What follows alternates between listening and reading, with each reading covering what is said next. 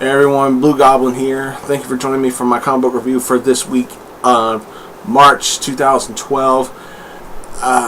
Don't know when this is going to get uploaded. I wasn't originally going to do this because this weekend I'm going to be really busy, and this is going to be probably done in one take. So if I mess up, then I just mess up, and I'm just going to have to keep on going. Before I get started with the comics, I promised a few of my friends that I was going to talk about this. About 2-3 days ago, I want to say about 2 days ago, 2 days prior to me taping this right now, my old friend Deadpoolzilla sent me a link to something that I originally thought was a joke.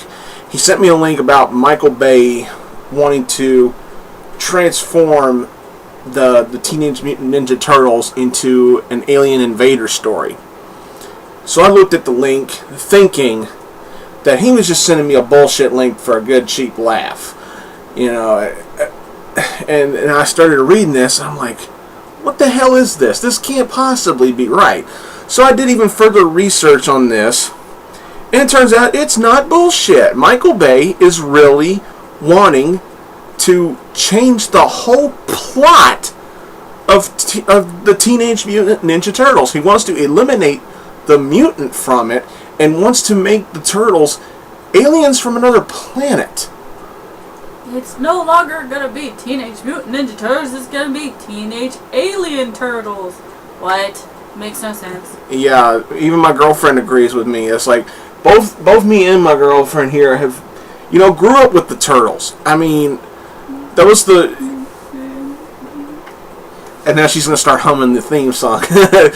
But yeah, I've been with the Ninja Turtles throughout most of my life. I remember reading the Mirage comics when I was a little kid, and I saw them then I saw the cartoon, and I became instantly hooked. I got a whole plastic tub underneath my bed full of Ninja Turtle action figures. Yeah, I said that. I still collect toys. Big whoop, wanted to fight about it. But to me, that is... Now, I can understand where people were coming from when they were pissed at Michael Bay for what he did to the Transformers franchise. Now, I myself, yes, I am a Transformers fan, but I was a fan of the cartoons. I never had any Transformers toys. I never had Transformers toys. And, yeah, even I will admit, Michael Bay royally fucked up the Transformers. I mean, they looked good in the movies, but there was just too many explosions, too many 360 shots, and he was trying to be more artistic than sticking true to the franchise. It just didn't work for me. I saw the first 2 Transformer movies, and I said, fuck it, I'm done with it. Never saw the third one. Don't even... And there's talk of a 4th one coming up. I won't even care at this point if Michael Bay keeps on doing this shit. But the fact that he actually is not kidding and wants to royally fuck up the entire premise of the Ninja Turtles franchise that has been around for what? Nearly going on 30 fucking years is just insulting to everyone who grew up with this franchise. I mean, us older fans grew up with the cartoons and the comics from the 80s, and now we've got parents who watched it in the 80s, who got kids who watched it in 2003, throughout the early 2000s, with the relaunch of a new Ninja Turtles cartoon. And I swear to God, if Michael Bay is indeed doing the Ninja Turtles movie that's supposedly coming out in Christmas of 2013, isn't that right? Yeah. I'll tell you what, not only will I boycott this movie, I will gladly go to my shelves in my living room, go through my entertainment center, pop out the DVD copy of Ninja Turtles 2, The Secret of the Ooze, and I will watch specifically the portion with Vanilla Ice in it. That portion alone, in my opinion and my prediction, will be 10 times better than anything Michael Bay does to the Ninja Turtles. Because to want to change the original plot and the purpose of this franchise that has been around for nearly 30 years is just fucking insulting to all of us fans. So on behalf of all, I'm speaking, both me and my girlfriend are going to speak for all Ninja Turtle fans who hate this premise. Michael Bay, you can go fuck yourself. Now, on to the comic books. Okay, we're going to start things off with Amazing Spider-Man number 682. Dun, dun, dun. Yeah, this is the beginning of the story that I have been waiting for. The part 1 of Ends of the Earth. Dan Slott and Stefano Caselli are in charge of this. For the beginning of this story involving the return of the Sinister Six, for what it was really, really good. The beginning of it was hilarious, with Spider-Man inventing, get this, baby, you didn't catch this, but he has a spider glider complete with Spidey bombs. Yeah, in the beginning of this book, Spider-Man fights like the Green Goblin. I am not bullshitting you. What, is him and Norman Osborn finally make kissy and he gives him his glider and bombs? That would be kind of funny. That would be kind of fucked up in my opinion. But he's like, he was dealing with a low budget villain in the beginning of the book, and he's like, I didn't have time to whip this up in a webbing formula, so he made Spidey bombs. It looked like pumpkin bombs with Spider-Man's face on them, and he was on a Spidey glider with a Green Goblin style handbag for the bombs, and it was just fucking hilarious. I loved it. The stuff with Jay Jonah in the middle trying to shut down Horizon Labs, that was a great moment. It was both funny and yet serious at the same time. That's very rare. It's very rarely done well in a comic book, in my opinion. Very, very nicely done. The whole thing with Spider-Man revealing his new suit to the Avengers, it would have been an awesome reveal hadn't Marvel already spoiled what the new suit already looks like. And in my opinion, the suit looks okay, but at the same time, I can't help but think Spider-Man now looks like a fucking Power Ranger. Nah, it's the new Power Rangers. Bug. Oh wait, they already did Bugs. Well, you can't exactly say he looks like a Common Rider either, but you know, for the first part of the story, awesome. I was really entertained by this book. Very nicely done. Still fucking hate what they're doing to Doc Ock though. Moving along, X Factor 233. I gotta say, that's a very modernly classic type of cover there, with Havoc and Polaris back on the team.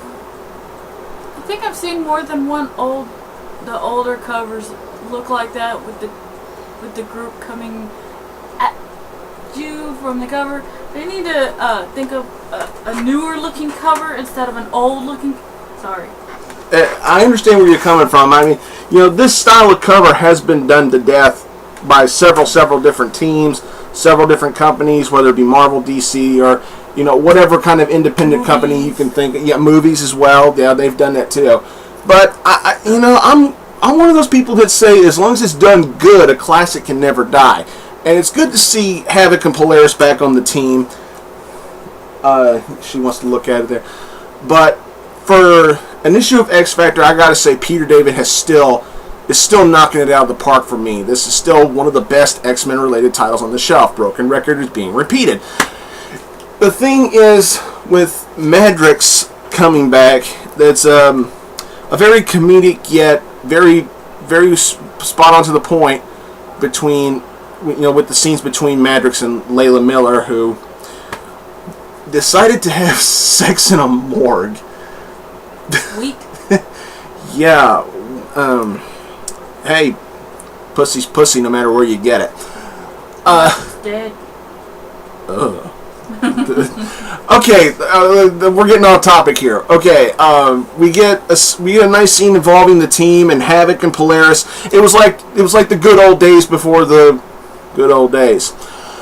But yeah, it's like this. Seeing Havoc and Polaris taking charge and taking command, out of respect for Madrix, because at this point they still think he's dead. But seeing them back on the team doing what they did here, it just reminded me of the good old days of X Factor back in the 90s, and it was great. And this book ends on a laugh. I mean, and Peter David, it still looks like one of those kind of, it's kind of like a comedic twist on those kind of cliffhangers that Peter David is known for. You know, it's like the one person, there's like, only Layla Miller knows that Madrox is back because she brought him back. But the one other person he tells is Pip, and God, this book just ends on a laugh. He's like, okay, yeah, you're back. Now, leave me alone while I'm looking at porn. It was just great. This was fun. I loved it. Alright, next up. Kick-Ass 2, issue 7. This is the final issue of the second Kick-Ass story. I'm going to tell y'all right now, this will never, ever be a movie. Never, ever, ever, ever. If this is ever delivered to any movie studio who wants to turn this into a movie, no, it won't work. It'll flop, because any movie studio that gets a hold of this will dumb it down to the point where it doesn't match the storytelling at all. Wow. Now, everybody is... I've been reading other reviews on the internet. Everybody keeps calling this guy Red Mist. Okay, yeah, he was Red Mist in the first Kick-Ass. But remember, he changed his name to the Motherfucker in Kick-Ass 2. And a bit of a silly fight between Kick-Ass and the Motherfucker here. Mother Russia and Hit Girl have a really nasty fight, and we... Spoiler alert. Yeah, but I'm not going to spoil what Hit Girl does to Mother Russia, but all I can say is, God damn. But for a conclusion to Kick-Ass 2, this was good. Was this worth $5? In my opinion, no. This could have easily been a $3.99 book. It did not need to be $4.99, because the ending of it, while the ending was good, it just feels like I'm surprised I didn't see a caption on the bottom of the last page saying, it's like, be sure to stay tuned for Hit Girl coming in June. It said that on a further page, but I'm surprised it didn't say it at the end of the story, of the actual story, because that's what it felt like. It felt like this was mainly just focusing more on the next Millar and John Romita Jr. story being done through this. But for what it was great, it was gory, it was violent, it was vulgar, everything you would expect from a kick-ass story like this. Pretty good, just not worth the $5 in my opinion.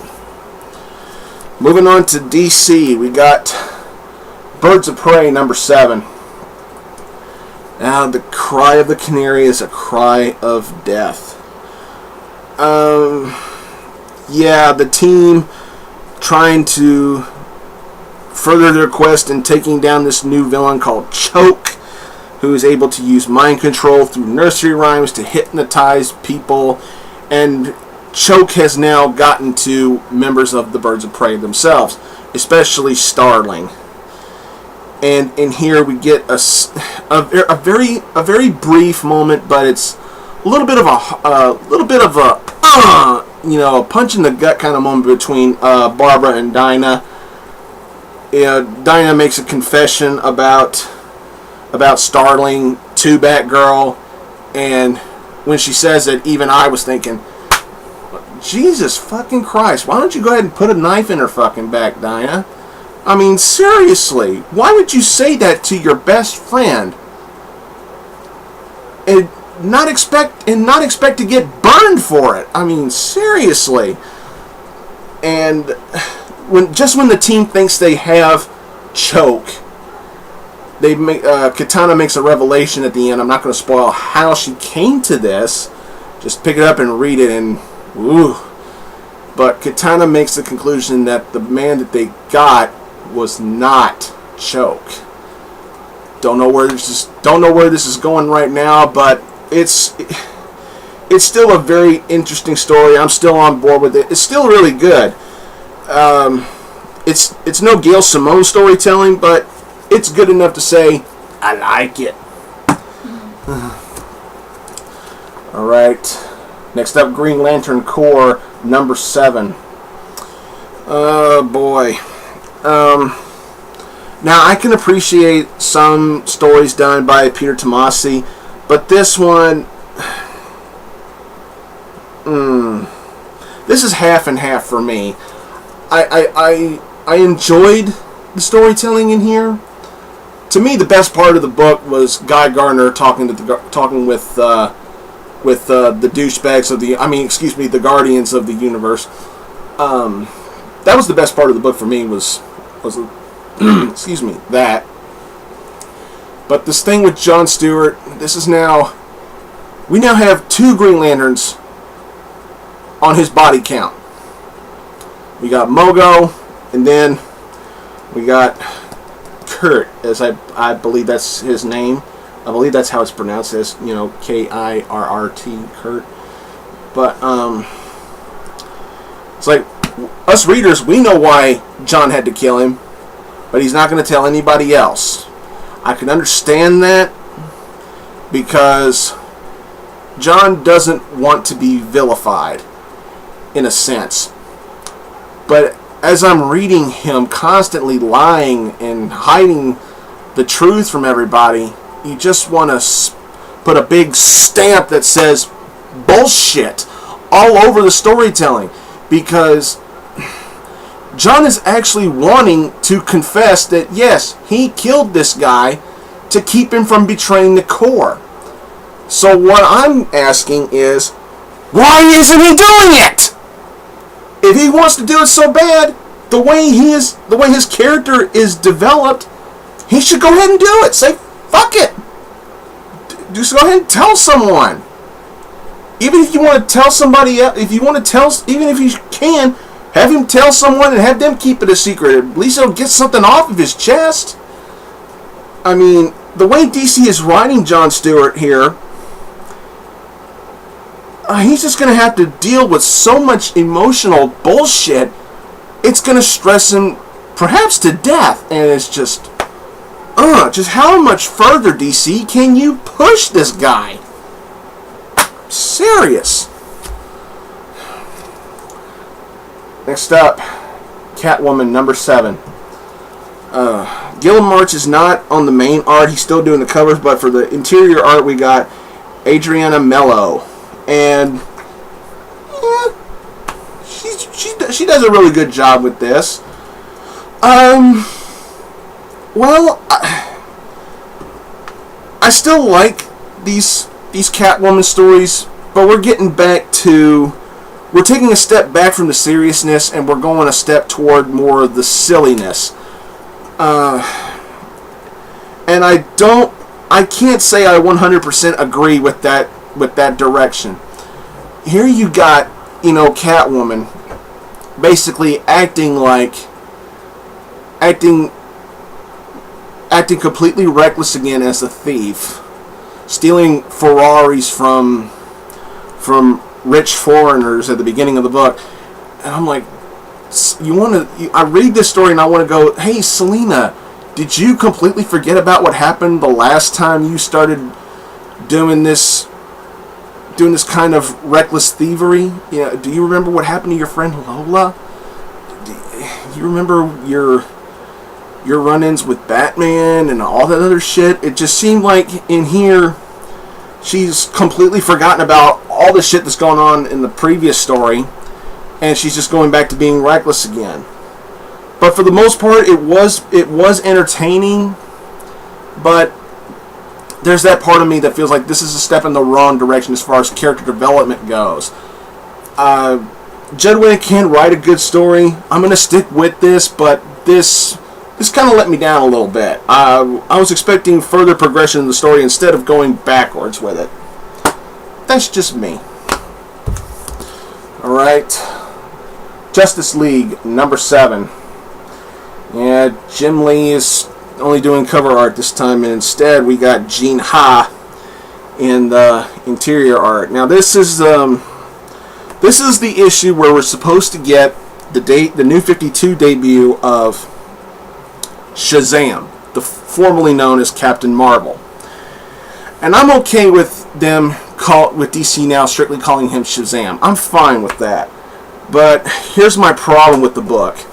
The Shazam story was the better story out of this two-story split. The first story with the Justice League. I don't know what the hell is wrong with Jeff Johns, but... And I'm sure there's going to be a lot of people who review comic books on the internet who are going to just absolutely love this book. I'm sorry, I can't be one of those fans. I spotted I'm just being myself, and I'm nitpicking here. But Jeff Johns is writing this book. He's also writing the main Green Lantern title, starring Hal Jordan. Okay, the Hal Jordan that Jeff Johns writes for this and the Hal Jordan that Jeff Johns writes for Green Lantern act like two differently complete people. In Green Lantern, he's like 100% serious all the time. Here, he's a dick. There's no other way to put it. He is a dick.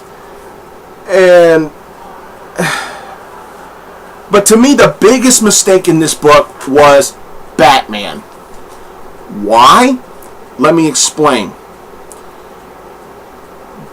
Spoiler alert, everybody. But during a chat on the chat room between Wonder Woman and oh shit, I just forgot his name.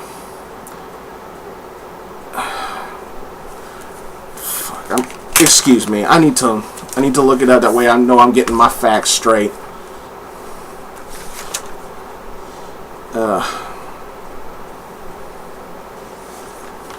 I don't know why I'm forgetting his name.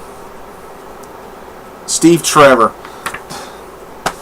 I'm sorry for that mind blank, ladies and gentlemen.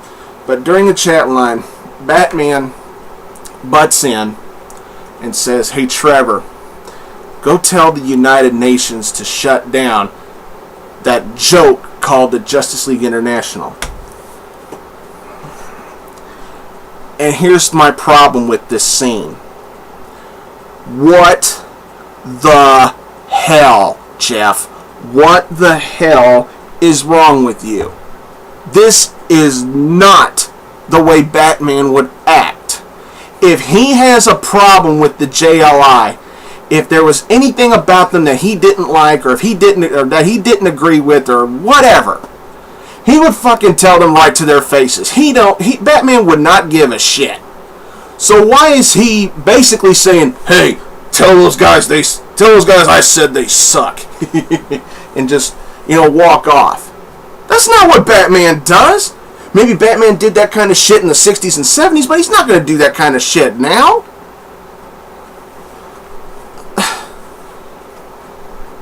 It's like when you're going to high school and somebody comes up and says, "Hey, that dude just said you're a piece of shit," and then you go up there and say, "Hey, did you say I was a piece of shit?" "No, I didn't say you were a piece of shit."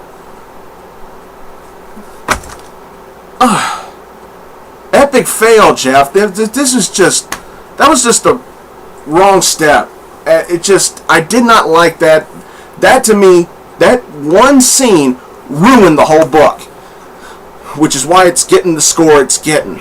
But the Shazam story was pretty good, but man, that was the wrong thing to do with Batman, Jeff. I'm sorry. Red Hood and the Outlaws, number 7. The Return of Essence. Yeah, this one, I'll try to make this one as short as possible. Scott Lobdell's still writing this team the way he wants to write it, and it's okay. But this issue for me was just pretty good. Nothing else. We get more revelations about Jason's past with where he was trained and everything after he had died and came back and everything. We get some pretty nice dialogue from the rest of the characters, especially from Starfire. Long story short, we think that Jason and his team beat Essence, but did they beat her, or did they just get rid of her and then she'll come back later? We don't know. But the main gist is it was just a big fight scene in an aircraft, and that's pretty much it. This was just pretty good. Not jaw-droppingly awesome, I'd say. Go ahead and pick it up if you're wanting a fun read. Next up, Batman Odyssey, Volume 2, Number 6 of 7. Okay, this... Sorry, baby. Sorry if I'm taking so long, but... Isn't it funny that... that Neil Adams is finally making this series good when it's nearly finished. I've talked to a lot of people who started this series and they stopped buying it after the relaunch happened because they just don't care anymore. The story is finally going good. We get a reveal. We finally get to see who Bruce has been talking to every time you see him talking supposedly to us readers at the beginning of each issue. We finally get to see who he's talking to. And I'll go ahead and another spoiler warning, it's Clark Kent. But further revelations involving who's behind the kidnapping of Talia and all those other women from the underworld, and a big shock, it's Ra's al Ghul. He was the one behind it. Wow, didn't see that coming at all. But yeah, I'm just thankful that this story is finally ending. That now I don't have to care so much anymore. I mean, it started off good, but then it got really stupid, and now it's finally picking back up just as the story's about to end. And I would only recommend this for die-hard, hardcore Batman fans. Otherwise, you don't need it. Time for the pick of the week. And thank you for being so patient with me this week. We're doing Batman number 7 for the pick of the week this week. Oh man, Scott Snyder and Greg Capullo. Woo! Story is still with the Court of Owls. Oh man, with the talons and everything. Man, this story is still kicking ass. Love this. Bruce continues to go through just pure hell. And he looks like pure hell in this book. Even after going through all that hell to finally get back to the Batcave and everything, he refuses to rest. He continues to work, putting himself through further hell. And in the Batcave, he runs into Nightwing. Nightwing comes to see him. And even Nightwing's worried about him at this point. And there's a major revelation concerning Nightwing, a connection between Nightwing and this Court of Owls. Now, I'm not going to spoil what that connection is. You got to read this book and see what it is that I'm talking about. What a jaw-dropping moment. What a jaw-dropping reveal. Very nicely done. The dialogue in here for this dark story, it's damn near perfect for me. I loved it. I loved the way the characters were going, the tension, the drama, the Batman once again questioning why he's protecting Gotham City, because he doesn't believe that Gotham City truly is or ever will be his city. And it's all leading up to one big, possibly big, epic showdown at Wayne Manor itself. Wow. Check this book out. Please, break out your $3 and get this damn book. Awesome. Alright. Well, I'm almost out of breath. Thanks for watching this review, everybody. And please follow me on Twitter and Tumblr. And please subscribe to my second channel, Blugoblin X. I ran into a slight problem on that channel, but hopefully I'll get those problems straightened out. Fuck you, Michael Bay. Thanks for watching, everybody, and until next time, I'll see you later.